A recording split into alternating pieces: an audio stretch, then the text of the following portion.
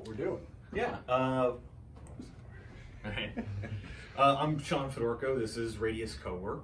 And I think what I'll do is give you a tour and talk about what membership is, what a co-working space is, and its place in kind of Erie's community and entrepreneurial ecosystem. So we're right now on the 9th floor of the Renaissance Center. You've got now 10,000 square feet up here. It's about the floor, yeah, including common space. What did you start out with? We started out with just what you see kind of down this little aisle, about 2,200 square feet. We were a group of about a dozen people who had decided we wanted to share a co-working space together. I had come back from DC, where I worked in a co-working space, and thought I would work in one in Erie. There wasn't one.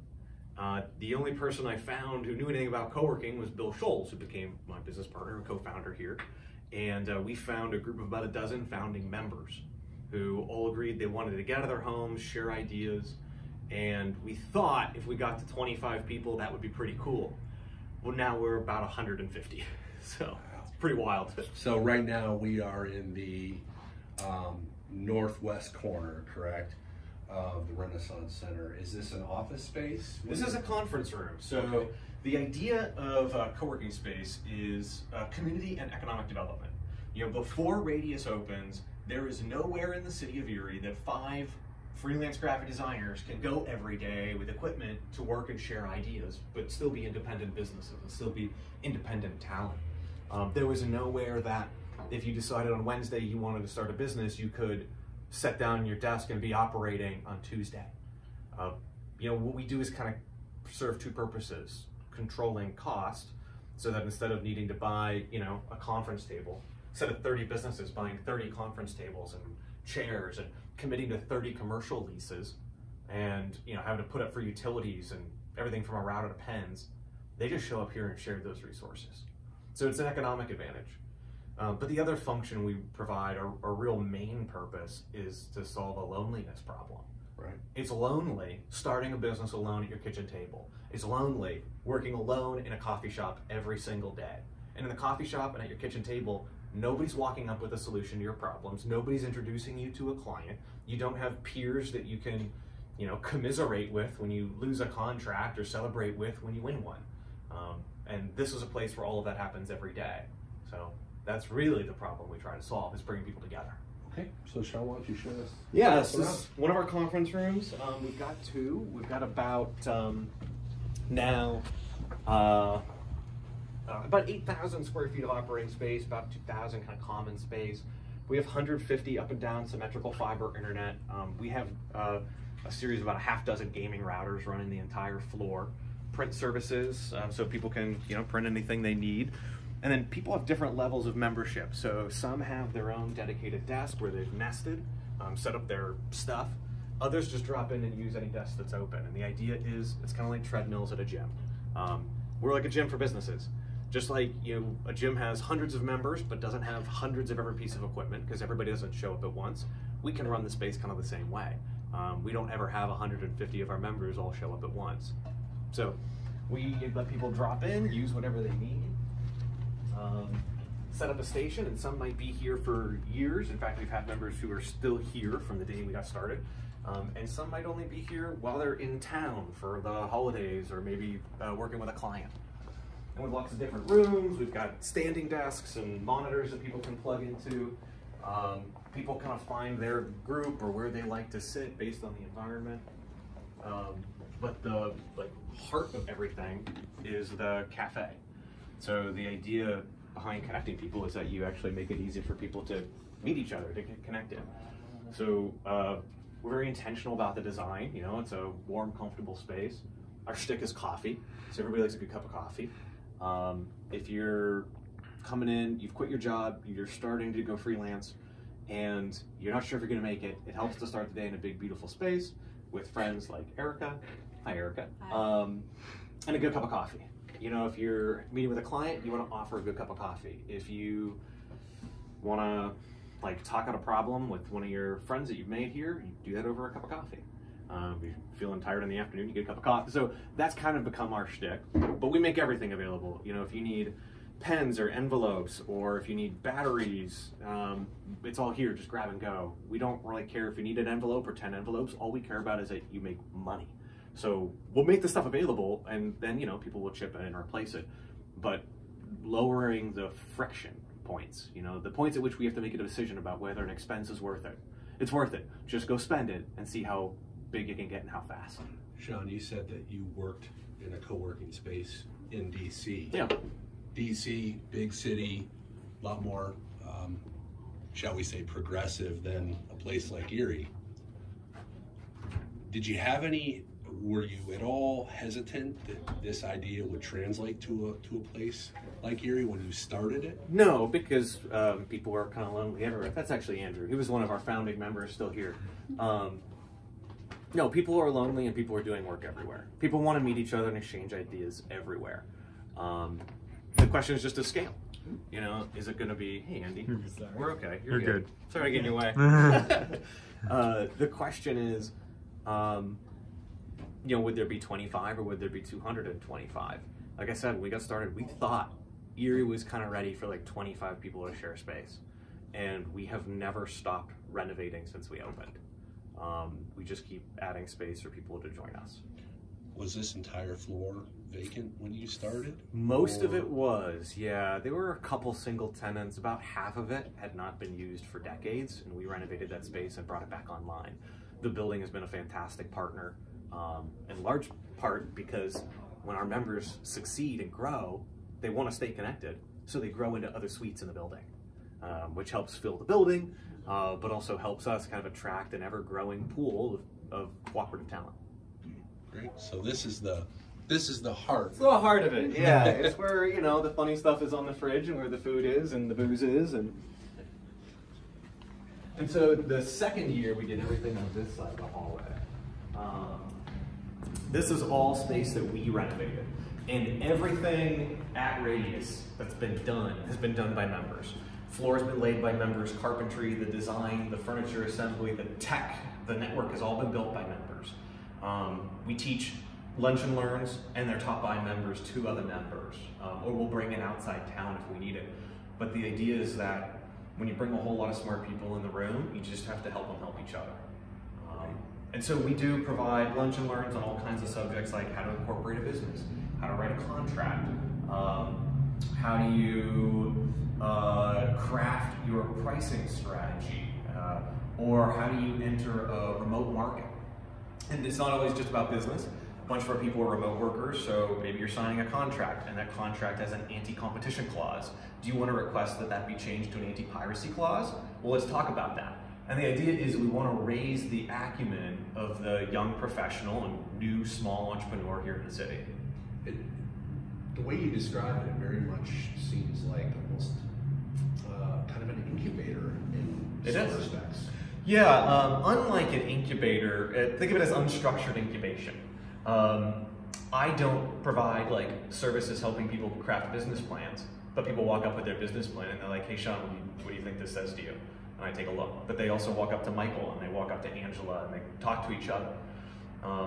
The idea is if you pour a whole bunch of energy in, then eventually it just starts bouncing around between people.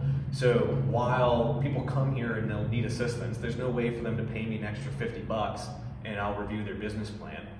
But they've built strong peer relationships with those that are here. And they'll walk up to those peers and they'll ask to review their business plan. That peer is going to come to them and ask to listen to their pitch really quick later in the week, right? Mm-hmm. And over time, you figure out who can you rely on? Who's the best insights into your needs? Who's an expert at something that you might only consult once in a great while?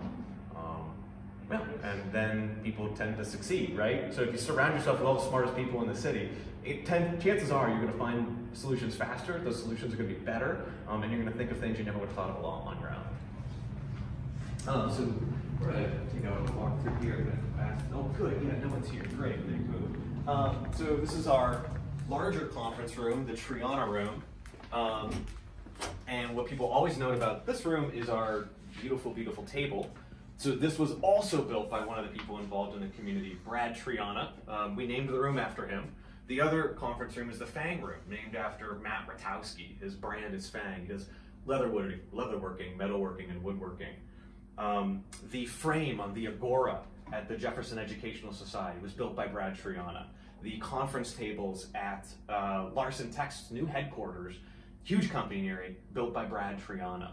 And he works closely with the Sisters of St. Joseph, crafting a lot of incredible furniture and artwork for them. But we got the first conference table. So again, it's just people in the community showing up and saying, I've got a skill, I want to help this succeed, I'll build something cool for it.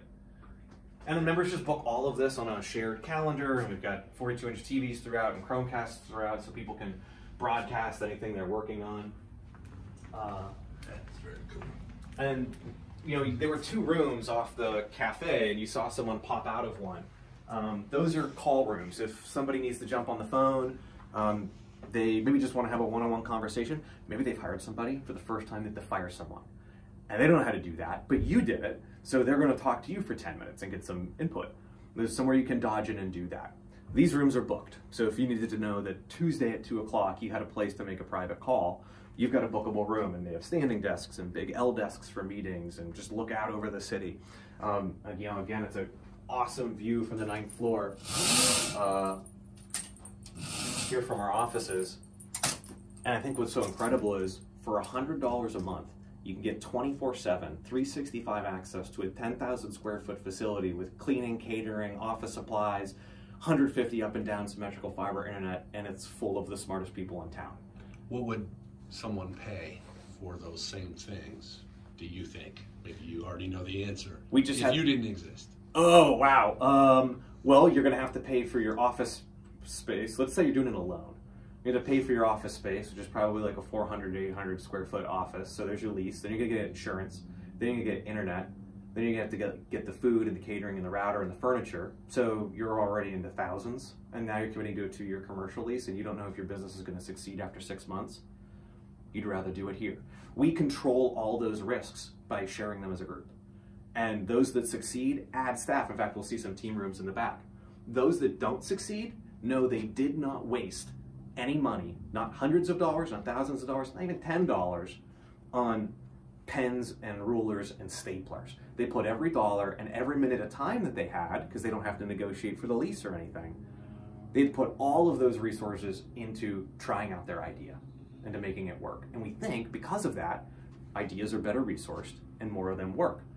But we also think that even if they were going to work anyway, they work to like a greater extent, and it happens much faster. So yeah, we've got a couple rooms that people can book. Again, it's all just on a shared calendar.